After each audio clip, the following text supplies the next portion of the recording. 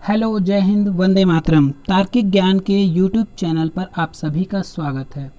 आज हम पढ़ने वाले हैं सौर मंडल के बारे में। जी हाँ, सोलर सिस्टम से क्वेश्चन बहुत ही ज़्यादा एग्ज़ाम में पूछे जाते हैं, चाहे वो किसी भी टेट एग्ज़ाम हो, कोई भी, या फिर कॉम्पिटिटिव एग्ज़ाम, मतलब मान लीजिए एसएससी, बैंक, रेलवे, कोई भी एग्ज़ाम हो। अगर ज्योग्राफी का पोर्शन है या जीएस, भाई जीएस में क्या है, history, geography, civics, economics, science, ये सारा पोर्शन आ जाता है।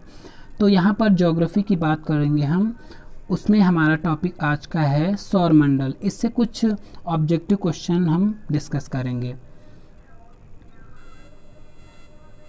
देखिए, पहला क्वेश्चन हमारा है, सौर मंडल का उद्भव कब हुआ था। सौर मंडल का उद्भव मतलब उसका जो है स्टार्टिंग, उद्भव कब उत्पन्न हुआ था वो। तो ये हमारा पहला ऑप्शन देखिए, इसमें 46,000 लाख वर्ष पूर्व। बी ऑप्शन है 40,000 लाख वर्ष पूर्व। फिर है 10,000 लाख वर्ष पूर्व, या इनमें से कोई नहीं। तो इसमें हमारा सही ऑप्शन क्या बनता है, जल्दी से सोच के बताइए। जो हमारा सौर मंडल है वो उसका उद्भव कितने साल पहले। जी हाँ, पहला इसका आंसर सही हो जाएगा ए वाला ऑप्शन, 46,000 लाख वर्ष पूर्व। क्योंकि आप जानते होंगे बिग बैंग एक थ्योरी दी थी। बिग बैंग थ्योरी में क्या था, जो ब्रह्मांड है हमारा, उस टाइम जब स्टार्टिंग में ये उद्भव की बात होती है, उस टाइम कुछ नहीं था, केवल एक बहुत ही बड़ा पिंड था। अचानक उसमें एक क्या हुआ, विस्फोट हुआ, और ये सभी दिशाओं में फैल गया, छोटे छोटे टुकड़ों में। और तभी क्या बनी, हमारी आकाश गंगाएं बनी। उसके बाद सौरमंडल, है ना, ये छोटे छोटे पार्ट ऐसे ही उसके चक्कर लगाने लगे। जो आकाश गंगा का कैसा रूप होता है वो अभी हम आपको दिखाएंगे। तो जो बिग बैंग थ्योरी है, उसके बाद हर चीज़ का विकास, मतलब मैक्सिमम लोग ये मानते हैं। यहाँ पर पहला ऑप्शन करेक्ट है, 46,000 लाख वर्ष पूर्व। चलिए नेक्स्ट क्वेश्चन की तरफ बढ़ते हैं। हाँ, पहले तो देख लीजिए, ये हमारा सौरमंडल है। यहाँ पर कि आपको दिख रहे होंगे बहुत ही अच्छे अच्छे प्लैनेट, कलरफुल, है ना। तो इसके बारे में भी आपको बताने वाले हैं हम। चलिए अगला क्वेश्चन है हमारा सौरमंडल आकाश गंगा के केंद्र से कितने प्रकाश वर्ष दूर है। जो हमारा सौरमंडल है, सोलर सिस्टम, वो आकाश गंगा, जो हमारी आकाश गंगा, मिल्की वे भी जिसको कहते हैं ना, केंद्र से, मिल्की वे का आकार ऐसा होता है ना, अभी आपको दिखाएंगे पिक्चर में। उसके केंद्र से कितनी दूर है हमारा सौरमंडल। जी हाँ, पहला ऑप्शन है लगभग 20,000 प्रकाश वर्ष। दूसरा है 30,000 प्रकाश वर्ष। दूसरा ये है, तीसरा है 27,000 प्रकाश वर्ष, और चौथा है 10,000 प्रकाश वर्ष। यहाँ लगभग की बात की गई है, ठीक है। तो हो सकता है कुछ बुक में थोड़ा ऊपर नीचे दिया गया हो, लेकिन ये क्वेश्चन हमने ऑक्सफोर्ड की बुक से लिया है। तो उसके अकॉर्डिंग यहाँ पर सही ऑप्शन है हमारा 27,000 प्रकाश वर्ष। हो सकता है किसी बुक में 30,000 प्रकाश वर्ष दिया हो, लेकिन लगभग हम मानेंगे ना 27,000 प्रकाश वर्ष। ये हमारा केंद्र से दूर है हमारा, मान लीजिए इस जगह पर है, तो इसकी दूरी कितनी है, 27,000 से 28,000 के आसपास दिया गया है। नेक्स्ट क्वेश्चन पहले आप देख लीजिए, हमारी ये जो आकाश गंगा है, ऐसी होती है आकाश गंगा। अब ये सोचिए, हमारी ब्रह्मांड में ऐसी सैकड़ों आकाश गंगाएं हैं। ब्रह्मांड के आकार को समझिए, कितना बड़ा हो सकता है, उसका कोई अंत नहीं है। देखिए, ये एक आकाश गंगा है और ये इसका केंद्र है, और इसमें जो ये आपको पॉइंट दिख रहे हैं, ये बहुत सारे, मान लीजिए हमारा सौरमंडल केवल एक जगह पर इतने में स्थित है। ऐसे ही बहुत सारे सौरमंडल ये दिख रहे हैं आपको। अब सौरमंडल का सेंटर क्या है, हमारे सन है, सूर्य है, उसके चारों ओर सारे ग्रह चक्कर लगाते हैं। लेकिन ऐसे ही बहुत सारे सूर्य भी हैं जो हम रात में आकाश में देखते हैं। सूर्य क्या एक तारा है, तो ये भी बहुत सारे तारे हैं। हो सकता है इनके चारों तरफ बहुत सारे ऐसे ही ग्रह हों, चक्कर जैसा अनुमान लगाया जाता है, ठीक है। तो ये केंद्र है, ये हमारा सौरमंडल किसी भी जगह, और ये दूरी की बात हम अभी कर रहे थे, 27,000 प्रकाश वर्ष। प्रकाश वर्ष का मतलब समझते हैं ना, कि जो लाइट होती है, लाइट प्रकाश जो चलती है, एक वर्ष में कितनी दूर जा सकती है। तो यहाँ पर 27,000 वर्ष की बात हो रही है, कितनी दूर है, तो समझ आंकड़ा लगा सकते हैं। और ऐसी बहुत सारी आकाशगंगाएं हमारे ब्रह्मांड में हैं, सैकड़ों, हजारों, तो इससे कल्पना कर सकते हैं हमारे ब्रह्मांड के विस्तार का। चलिए नेक्स्ट क्वेश्चन की तरफ बढ़ते हैं। हमारे सौरमंडल में कितने आंतरिक ग्रह हैं? जी ये बहुत ही क्वेश्चन घुमा फिरा के पूछ लिया जाता है कि हमारे सौरमंडल में कितने आंतरिक। देखिए आंतरिक है तो जाहिर सी बात है बाह्य का भी क्वेश्चन बन सकता है। तो पहले ऑप्शन देख लेते हैं, 1 है, 2 है, 3 है, 4 है। तो हमारा जो करेक्ट ऑप्शन है वो इसमें आंतरिक ग्रह कितने हैं? 4। ठीक है, आंतरिक ग्रह कितने हैं? 4। देखिए जो हमारा सौरमंडल का जो सूरज है, सन है, उसके 8 ग्रह हैं। 1 2 3 4 5 6 7 8 ऐसे हैं। यहाँ पर मरकरी है, वीनस है, अर्थ है, मार्स है, ऐसे दिए गए नहीं, जुपिटर, सैटर्न, यूरेनस, नेपच्यून, मतलब बुध, शनि, पृथ्वी, मंगल, ऐसे दिए हैं कि नहीं दिए हैं? तो बुध, शुक्र, पृथ्वी, मंगल। अभी आपको हम तस्वीर में भी दिखा देंगे। तो ये जो 4 ग्रह हैं ये आंतरिक ग्रह हैं। देखिए यहाँ पर इसमें देखिए ये आंतरिक ग्रह क्यों कहा जाता है, बाह्य ग्रह क्यों कहा जाता है? ये सन दिख रहा है आपको, ये 4 ग्रह आपको इधर दिख रहे हैं पास में, और ये 4 ग्रह थोड़ा दूर दिखाए गए हैं।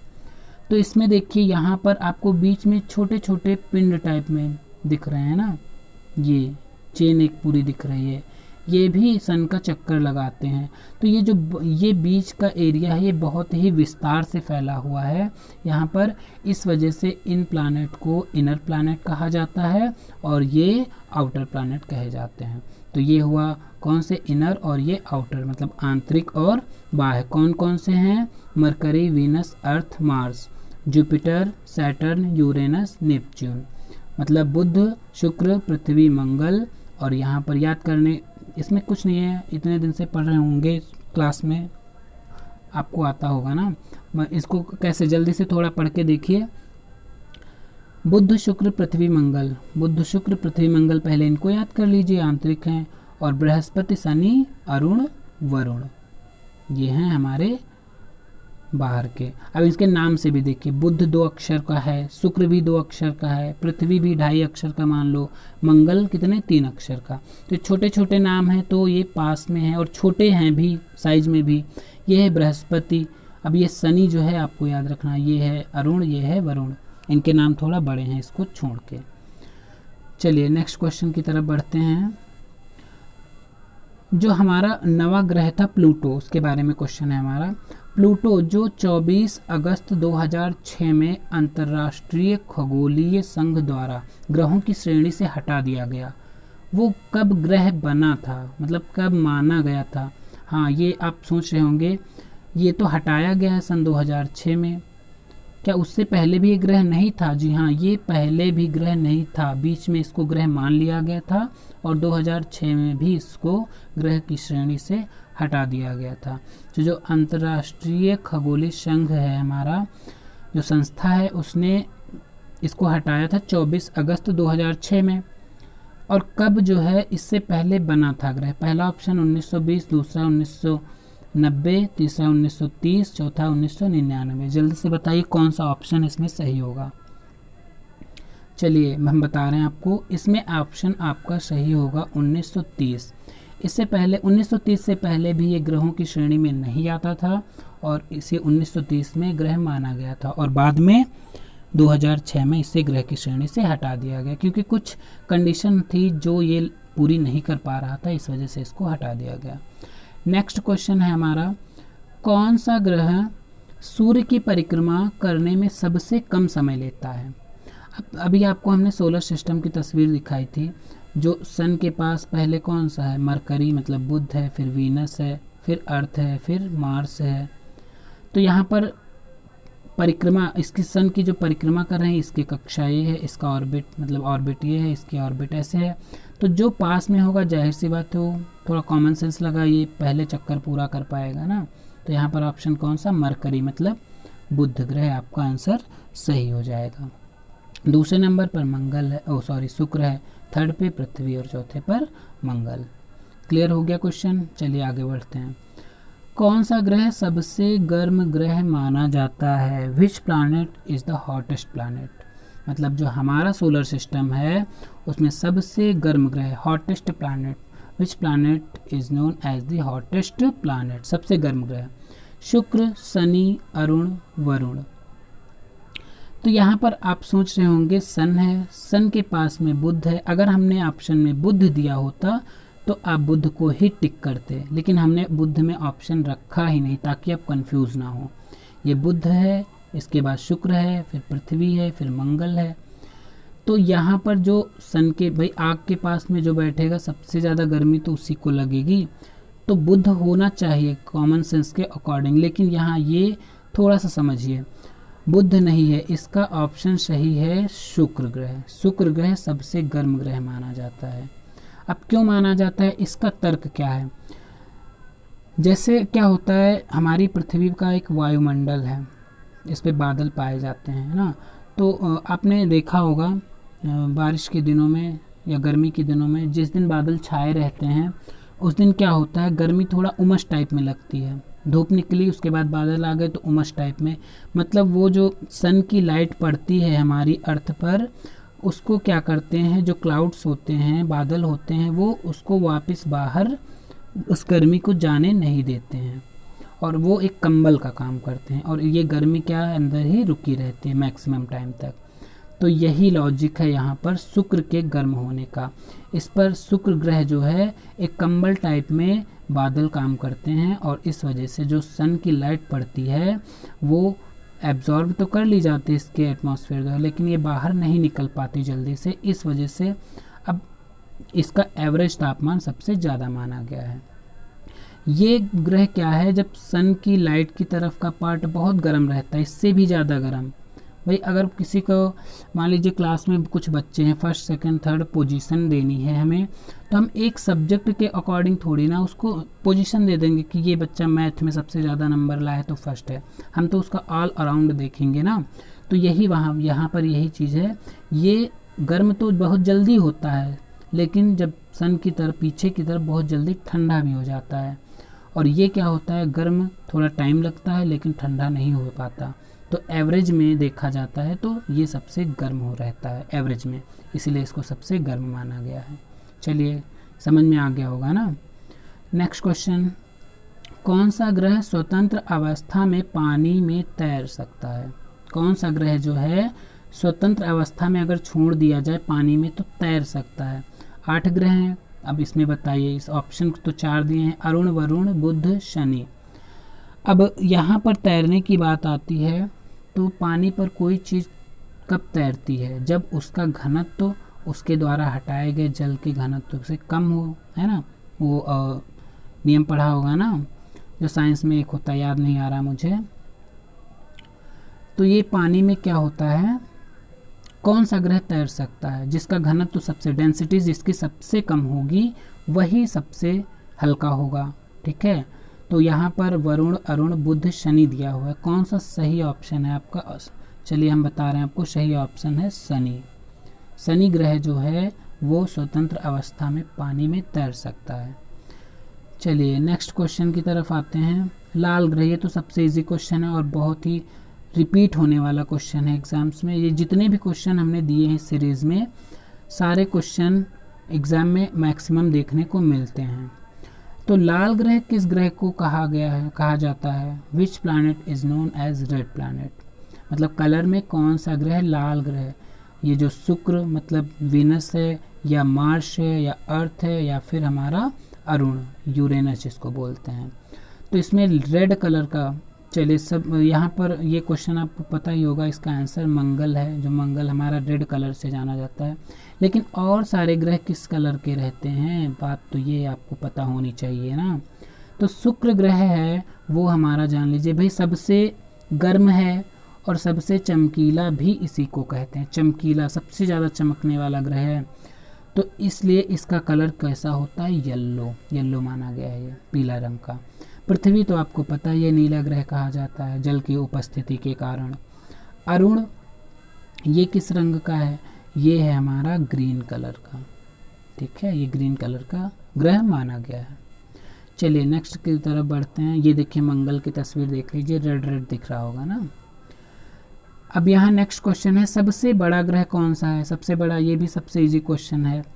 अब साइज के अकॉर्डिंग आपको सारे ग्रह पता होने चाहिए। सबसे बड़ा ग्रह यहाँ पर हमारा वैसे डायरेक्ट बता रहे हैं, बृहस्पति है जिसको हम बोलते हैं जुपिटर।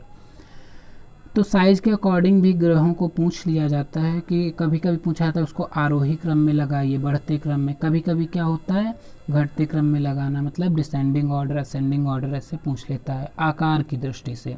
तो ये जान लेते हैं बृहस्पति सबसे बड़ा है और सबसे बड़ा नाम भी यही है, तो इससे याद रखिएगा बृहस्पति। जितने भी ग्रह हैं, हम हिंदी की बात कर रहे हैं स्पेलिंग में हिंदी, तो बृहस्पति जो है सबसे बड़ा ग्रह है। इसकी स्पेलिंग मतलब इसमें देखिए सबसे ज़्यादा लेटर हैं, सबसे बड़ा यही है।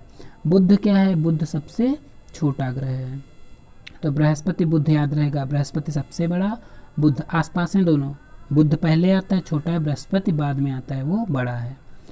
तो बृहस्पति सबसे बड़ा, बुध सबसे छोटा, पहले तो ये दोनों पता होने चाहिए। फिर और आकार की दृष्टि से देखें हम तो देखिए पहला है सबसे बड़ा बृहस्पति जिसको जुपिटर बोलते हैं, बृहस्पति, फिर सैटर्न जिसको शनि बोलते हैं, फिर यूरेनस, फिर नेपच्यून, मतलब बृहस्पति, शनि, अरुण, वरुण। फिर 5वें नंबर पर है आपकी पृथ्वी, अर्थ जिसको बोलते हैं, फिर हमारी वीनस, फिर उसके बाद मार्स और उसके बाद है कौन सा, मरकरी जिसको बुध बोलते हैं। तो ये बुध है, ये मंगल सेकंड नंबर पर बड़ा ग्रह है। सबसे बड़ा कौन सा है, जुपिटर। तो ये डिसेंडिंग ऑर्डर, बड़ा फिर उससे छोटा फिर उससे छोटा, ऐसे इसको उल्टा लर्न कर लीजिए, वो उल्टा हो जाएगा, मतलब बढ़ते क्रम में हो जाएगा आकार की दृष्टि से। चलिए आगे बढ़ते हैं। बृहस्पति दिख रहा होगा आपको ना तस्वीर पर। पृथ्वी की बहन या पृथ्वी की भगिनी किसे कहा जाता है, मतलब कौन सा ग्रह है पृथ्वी की बहन के नाम से जाना, बुध, मंगल, शुक्र या अरुण। जी हाँ, मतलब अब बहन है पृथ्वी की तो जाहिर सी बात है लगभग पृथ्वी के आकार के लगभग बराबर होगा, कई चीज़ें इसके मतलब सेम चीज़ें मिलती होंगी इसी वजह से। देखिए कुछ लोग मंगल इसमें सोच रहे होंगे, लेकिन मंगल काफ़ी छोटा है हमारी अर्थ से, ठीक है, तो मंगल के कोई चांस नहीं बनते। बुध तो वैसे भी सबसे छोटा है, तो सबसे आकार में जो लगभग बराबर है वो हमारा कौन सा है, शुक्र ग्रह है जिसको हम वीनस बोलते हैं, ठीक है। ये है पृथ्वी की बहन। नेक्स्ट है किस ग्रह के 2 उपग्रह हैं, विच प्लैनेट हैज़ 2 सैटेलाइट्स, किस ग्रह के 2 उपग्रह हैं। पहला अरुण है, बृहस्पति, बुध, मंगल। तो यहाँ पर 2 ग्रह की बात, उपग्रह की बात हो रही है। तो इसमें देखिए 2 प्लैनेट ऐसे हैं जिनका कोई उपग्रह नहीं है, जो सन के सबसे पास में है, बुध और शुक्र, इनके कोई उपग्रह नहीं है। फिर अगले नंबर पर है हमारी अर्थ, अर्थ का 1 है, उसके बाद आता है मार्स। ये 4 हम बता रहे हैं, बाकी तो और बहुत सारे ग्रह हैं, उपग्रह हैं, इसके कोई नहीं है, इसका 1 है, और इसके मंगल चौथे नंबर पे आता है, तो यहाँ पर मंगल ऑप्शन आपका सही होगा। मंगल के कितने उपग्रह हैं, 2 उपग्रह, इनके नाम भी आपको पता होने चाहिए, फोबोस है और एक है आपका डीमोस, फोबोस और डीमोस। चलिए आगे बढ़ते हैं। पृथ्वी का निकटतम ग्रह कौन सा है, ये तो सबको पता होगा लगभग। निकटतम ग्रह कौन सा है, बुध है, शुक्र है, मंगल है, इनमें से कोई नहीं। तो सबसे पहली बात कौन सा इजी है, कौन सा राइट ऑप्शन है, बुध है इसमें। चलिए इसमें कुछ और बताने वाला नहीं है, आगे बढ़ते हैं। ये देखिए सोलर सिस्टम है, यहाँ पर दिख रहा होगा सन है, यहाँ पर मरकरी, वीनस, अर्थ, मार्स। यहाँ पर देखिए मार्स थोड़ा बड़ा बनाया गया है, जबकि मार्स इससे बड़ा है और इन दोनों से छोटा मार्स है। चलिए नेक्स्ट है, सूर्य की सतह का तापमान लगभग कितना होता है। सूर्य की जो सतह है, सरफेस, सन, अंदर की बात नहीं कर रहे हैं, इसकी सरफेस की बात कर रहे हैं, कितना है, 5000 डिग्री सेल्सियस, 4000 डिग्री सेल्सियस, 6000 या 8000 डिग्री सेल्सियस। तो इसका करेक्ट ऑप्शन आपका है 6000 डिग्री सेल्सियस, जो सतह है इसकी सरफेस, केंद्र का तो सोच लीजिए कितना होगा।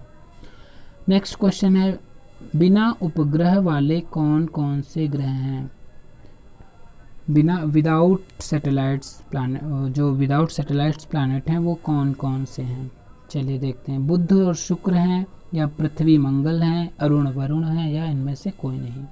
तो अभी हमने इससे पहले भी आपको बताया था, पृथ्वी का 1 उपग्रह है, मंगल के कितने हैं, 2 हैं, अरुण वरुण के और बहुत सारे ज़्यादा हैं, और इनमें बचा ऑप्शन ये इनके कोई भी उपग्रह नहीं है। बुध और शुक्र ऐसे ग्रह हैं जिनका कोई भी उपग्रह नहीं है।